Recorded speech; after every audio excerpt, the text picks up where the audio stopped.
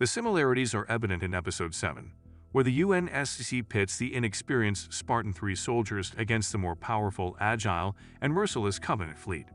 However, the comparison is unfair.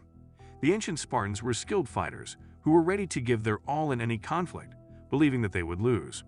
The newborn battalion of UNSC's Spartan Thirds has trained solely on simulations because the Covenant frequently obliterates opponents in close quarters.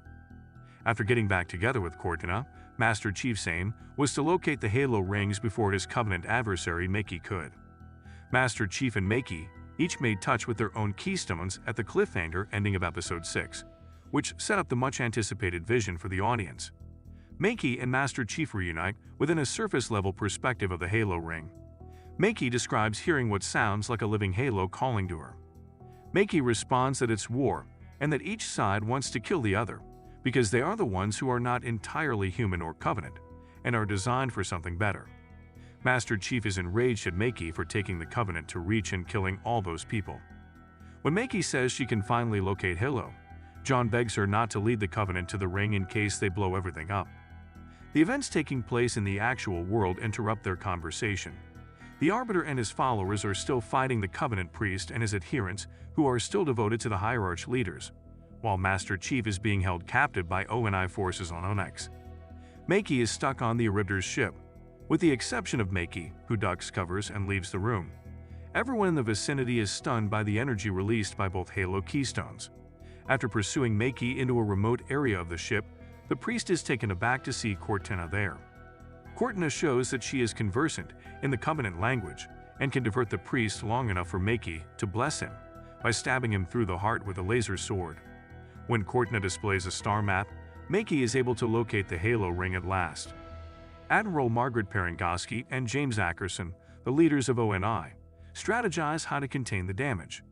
Perengoski anticipates a barrage of inquiries regarding the fall of Reach and ONI's strategies in the event that people discover Master Chief and Halsey are still alive.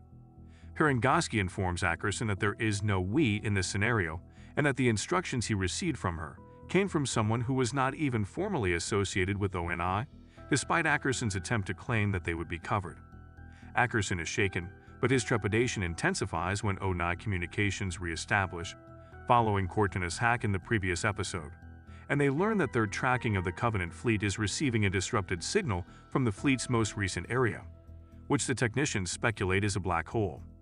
Perengoski understands exactly what's causing the disruption. The Covenant fleet is getting close to Halo.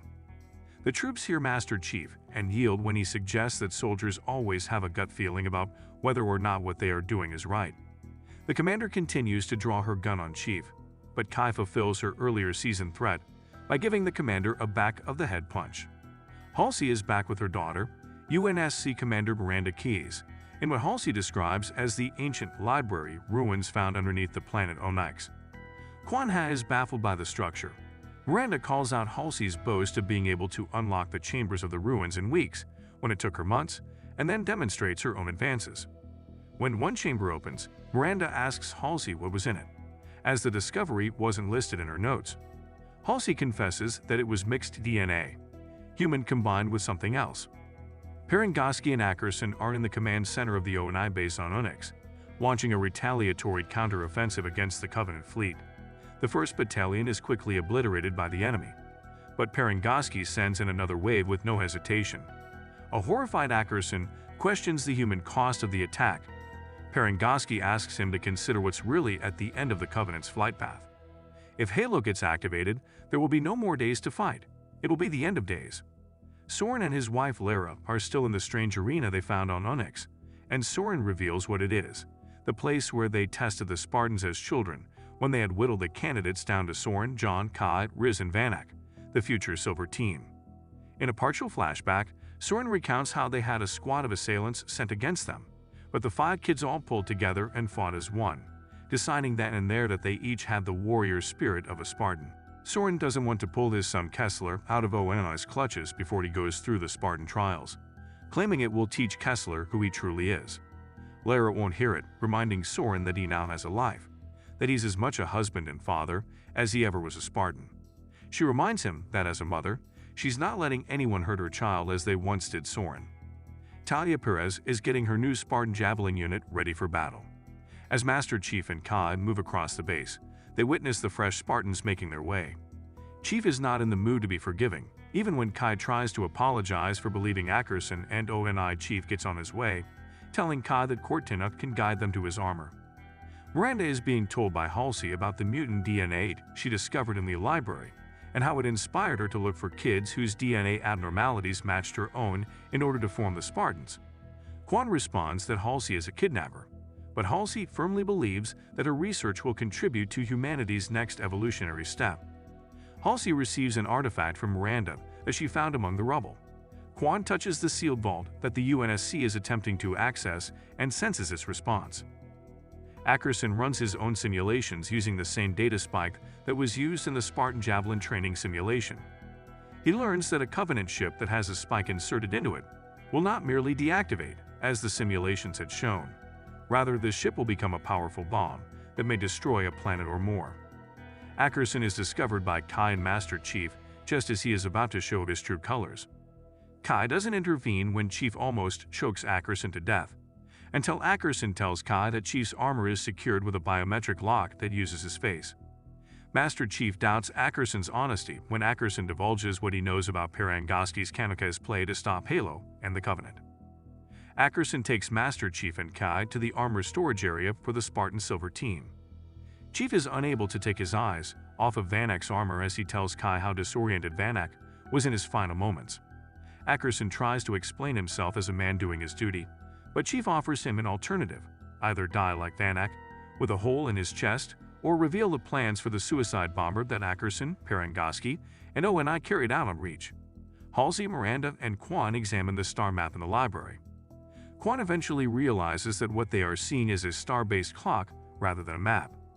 The secret to moving the stars to their correct locations and creating a massive holographic representation of the Halo ring that opens the vault door is part of Quan's recollections of the cave paintings she discovered on rubble. Halsey discovers an operational light bridge within the vault and musters the courage to cross the gap. Although Master Chief and Kai are getting ready to equip themselves, their motivations couldn't be more dissimilar. While Master Chief has come to terms with the fact that his destiny is to go to the Halo ring and shut it down, Kai is determined to save her new generation of Spartans from Parangoski's suicide mission. Once they cross the light bridge and enter the main chamber, Halsey discovers they have found an old laboratory. Halsey notices a mummified body clutching a device on the floor and realizes it's one of his fellow scientists. But all of a sudden, the building comes online, and the entrance begins to close. Quan rushes back across the light bridge, but before she knows it, Halsey is looking down and discovering an entire old city underneath it. After calling Halsey Mom for the first time, Miranda just about saves her, and they return to the library. Quan looks at the star map again and recalls the Gravemind's cave engraving she discovered on rubble. Quan discovers that this chart is linked to the Growth, which is recognized by Halo enthusiasts as the Flood, a terrifying creature. Maki receives word from the Arbiter that every heretic who opposed them has perished. Maki eventually admits that she is unable to predict the future because she has been fallen as the Blessed One of the Covenant, when the Arbiter challenges them about their next course of action. Maki shows support for her guardian by branding herself with the same mark of shame Vargatne did when he assumed the title of Arbiter. The Arbiter disagrees, saying Maki has helped him find his way to redemption. Maki reminds the Arbiter that they are connected to the Halo ring, despite his assertions that they are bound to each other. Kessler, Soren's son, is put through his Spartan test in a gladiatorial arena. But Soren leaps in and brutally eliminates the attackers before they can reach him or the other children. Lara is there to console Kessler, who refuses to approach his father since he is afraid of him in this way. But Soren is kept busy fighting long enough for Lara and Kessler to be captured when the next wave of assailants arrives. Returning to his armor, Master Chief moods at Perez just as she is preparing for combat. The fact that Chief is still alive astounds Perez, who wonders if he will be fighting alongside the Javelin team.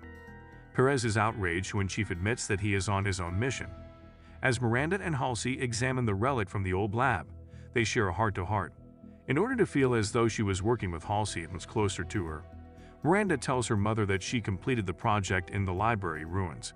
Even after Halsey passes away, Miranda promises to continue her mother's efforts. By the time she cracks open the device's case, Halsey has already slipped out of sight after learning that ONI is beginning to track down the unapproved staff members on the base. Master Chief walks through the base in his armor, heading for a ship but inspiring legions of Marines he passes along the way. Ackerson's betrayal is found out by Parangoski, and he's arrested, but Master Chief successfully launches off of Onyx. As Perez and Kai prepare for their mission, Kai tells Perez to accept that Master Chief isn't coming with them. Master Chief comes out of warp and sees the Arbiter's fleet trying to outrun his Covenant pursuers. As Kai and Perez's ship is also getting ready to jump into the battlefield, Chief looks up and sees the Halo ring hovering above it all, waiting for the victors.